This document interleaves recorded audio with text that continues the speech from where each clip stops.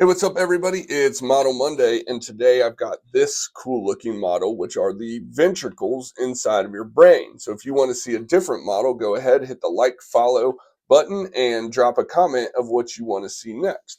But here we have ventricles inside of the brain, and these are open spaces that fill with cerebrospinal fluid so that it can leak out into the subarachnoid space and provide a basically water-based cushion for your central nervous system.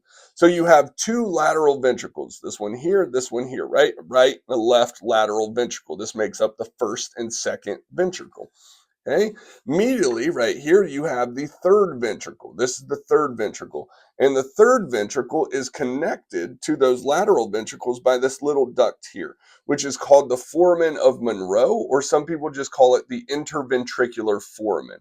Right? So you have your third ventricle, that ventricle right there, and then you have this sort of duct that runs back here that's going to connect into the fourth ventricle. This duct here is called the cerebral aqueduct, or some people will call this the aqueduct of Sylvius, right? Cerebral aqueduct, which leads into your fourth ventricle. And off of the fourth ventricle, there are two lateral apertures. So there's one here and there's one here. These are lateral apertures. Some people will call these the foramina of Luschka, right? And then you have one off the sort of posterior side or backside.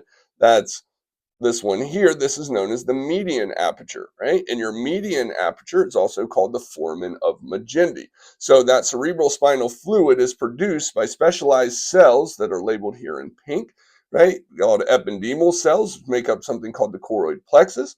Cerebrospinal fluid fills these ventricles, moves from the lateral ventricles to the third ventricle through that foramen of Monroe, or the interventricular foramen, down the cerebral aqueduct or aqueduct of Sylvius into the fourth ventricle.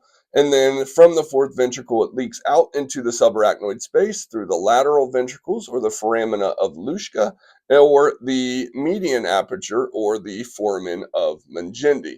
So those are the ventricles inside of the brain. Pretty cool, right? Later.